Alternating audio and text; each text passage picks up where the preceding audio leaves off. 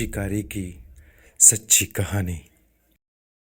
मैं अमीर नहीं हूँ, बहुत कुछ समझदार भी नहीं हूँ, पर मैं परले दर्जे का मांसाहारी हूँ। मैं रोज जंगल को जाता हूँ और एक आध हिरण को मार लाता हूँ। यही मेरा रोज़मर्रा का काम है। मेरे घर में रुपए पैसे की कमी नहीं, मुझे कोई फिक्र भी नहीं। इसी सबब से हर रोज मैं शिकार के पीछे पड़ा रहता हूँ। मुझे शिकार का बड़ा भारी शौक है, यहाँ तक कि मैं उसके सामने अपने माँ बाप, पुत्र, कलत्र और प्यारे प्राणों को भी कोई चीज़ नहीं समझता हूँ। आप लोग मेरे कहने को अगर झूठ समझते हों तो आप एक दिन के शिकार का मेरा वृतांत सुन लीजिए।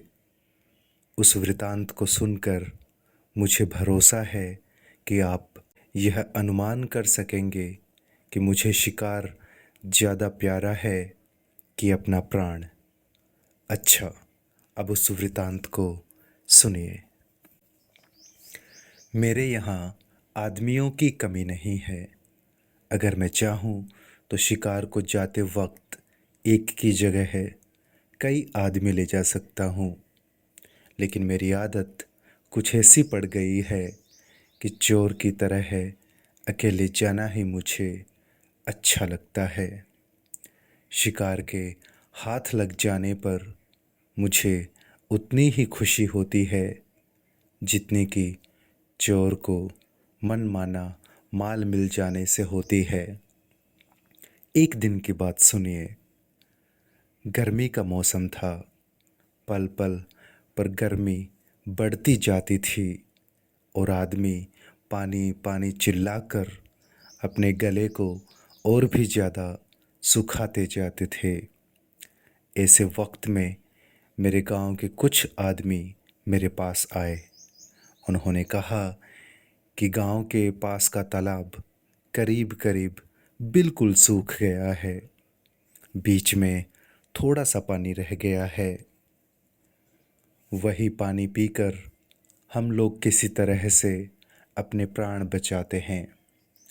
पर कई दिनों से रात के वक्त एक बहुत बड़ा जंगली सूअर वहाँ पर आता है।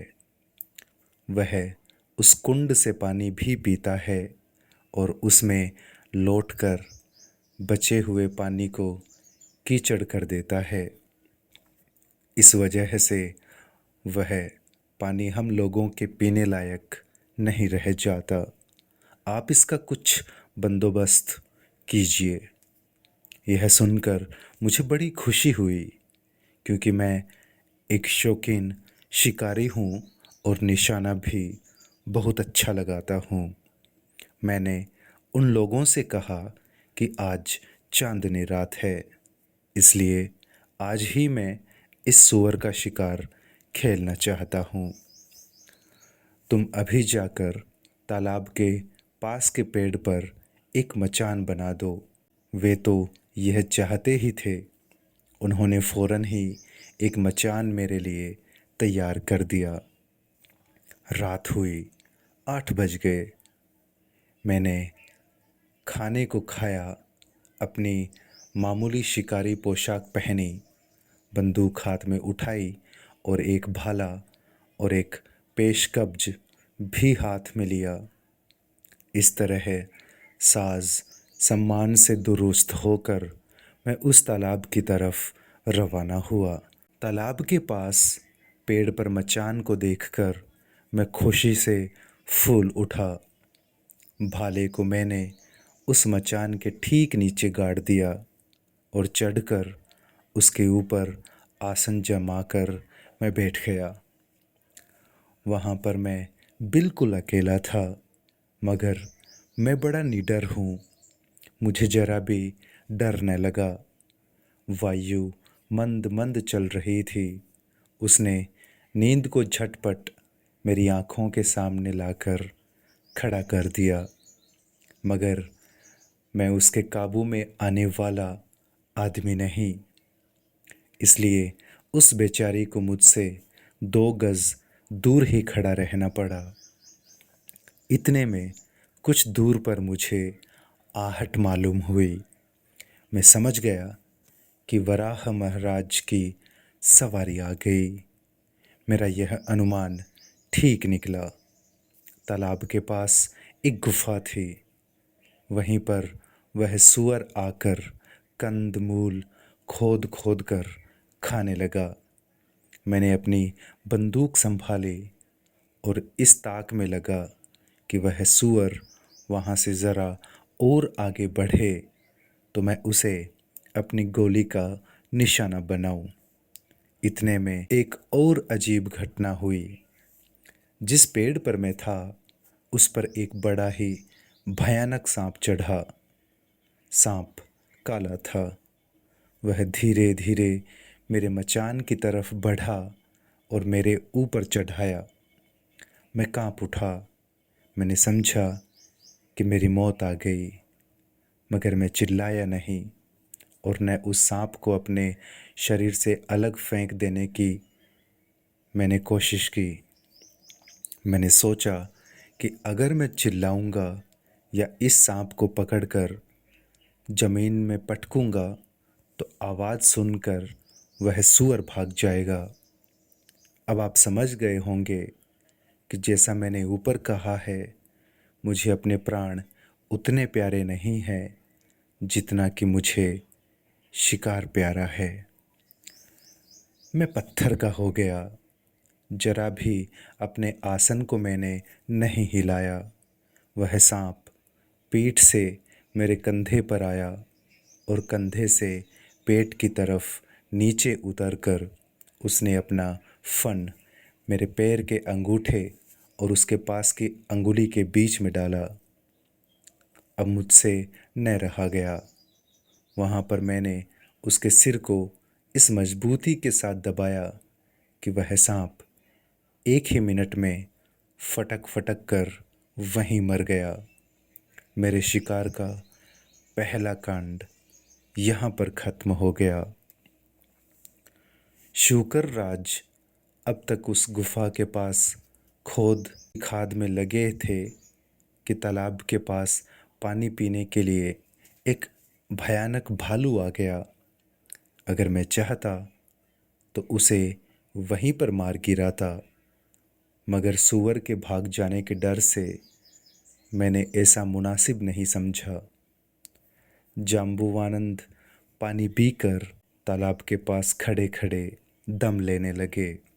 इतने में एक बहुत बड़ा शेर आता हुआ दिखाई दिया। शेर बहुत प्यासा था, इसलिए जल्दी जल्दी कदम बढ़ाता हुआ वह आ रहा था। रीछ राज की नज़र ज्यों ही शेर पर पड़ी, त्यों ही आप पर कुआर के महीने की सी जूड़ी चढ़ाई। आपको उस वक्त और कुछ न सूझा। आप कांपते हुए उसी पेड़ पर चढ़े जिस पर कि मैं बैठा हुआ था। मेरे मचान के नीचे ही एक डाल थी। उसी पर वह आकर खड़ा हो गया और एक दूसरी डाल को अपने अगले पैरों से उसने खूब मजबूती से पकड़ लिया। डर भी बुरा होता है। उस वक्त मारे डर के वह रीछ इतने ज़ोर से कांपता था कि वह उतना बड़ा पेड़ भी हिल रहा था। मैं आपसे कोई बात छिपाना नहीं चाहता। मेरा बदन पसीने पसीने हो गया। मुझ पर खौफ गालिब हो आया। मैंने कहा कि अगर मैं शोर करूँगा या कुछ भी हाथ पैर हिलाऊंगा तो यह रीछ फ़ौरन ही मुझ पर हमला करेगा। इसलिए साहस करके मैं वहीं पर जमा हुआ बैठा रहा। शेर तालाब के पास पहुंचा। पहुंचकर उसने अच्छी तरह पानी पिया।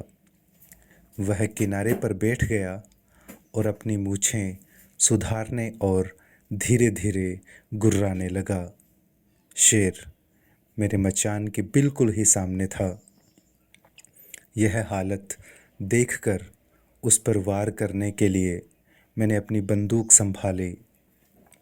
इस बीच में वह सूअर गुफा की तरफ से चला और तालाब के पास आया। आहा! वह सूअर था कि हाथी का बच्चा। ऊंचाई में वह कोई 6 फुट था। उसके 2 दांत हाथी के दांतों के समान बाहर निकले हुए थे। वे इतने बड़े और मजबूत थे कि 3-4 फुट घेरे के तने वाले पेड़ को भी वह एक ही आघात में गिरा सकता था। उसे देखकर यह शंका होती थी कि कहीं प्रत्यक्ष दूसरे वराह जी तो नहीं अवतार ले आए। आपने शायद सुना होगा कि बड़े बड़े जंगली सूअर शेर से नहीं डरते। सूअर के पैने पैने प्रकाशमान दांतों को देखकर शेर को सूअर पर हमला करने का साहस नहीं होता था। सूअर को सामने आता देख मेरे शिकारी जोश ने जोर पकड़ा। उस भयानक अवस्था में भी मैंने कंधे पर बंदूक रखी और सूअर को लक्ष्य करके गोली छोड़ दी। यकायक दन की आवाज़ हुई। सूअर को गोली लगी, मगर उसने समझा कि सामने बैठे हुए गुर्राने वाले शेर ने मुझ पर यह चोट की है। बस एकदम वह शेर पर टूट पड़ा। दोनों में बड़ा भयानक युद्ध हुआ। आखिरकार वनराज को शूकर राज की कराल दाढ़ों का चबेना हो जाना पड़ा। इधर मेरी गोली के आघात से वराहजी भी स्वर्गलोक को सिधारे। यहाँ पर मेरे शिकार का दूसरा भी कांड समाप्त हुआ।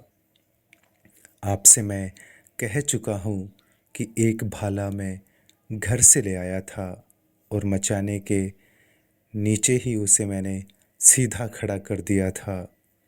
ज्यों ही मेरी बंदूक से गोली छूटी और दन्न से आवाज़ हुई, त्यों ही नीचे डाल पर बैठे हुए रीछ ने समझा कि वह उसी पर छोड़ी गई। इससे मारे डर के उसके हाथ से वह डाल जो उसने हाथों से पकड़ रखी थी सहसा छूट गई। रीछ डाल से नीचे गिरा, मगर ज़मीन पर पहुंचने के पहले ही मेरा भाला उसकी छाती को पार कर गया। ज़रा देर में उस रीछ का भी काम तमाम हो गया और उसके साथ मेरे शिकार का यह तीसरा कांड भी तमाम हुआ। इस बहादुरी के लिए आप चाहे मुझे शाबाशी दें, चाहे मेरी सिफारिश करके गवर्नमेंट से विक्टोरिया क्रॉस का पदक दिलावें, मगर अब मैं कभी बंदूक हाथ से न उठाऊंगा। मैंने शिकार करना एकदम छोड़ दिया है। मैं नहीं चाहता कि मैं अपनी जान को फिर इतने बड़े जोखों में डालूं। धन्यवाद। आप सुन रहे थे एक शिकारी की सच्ची कहानी, लेखक निज़ाम शाह।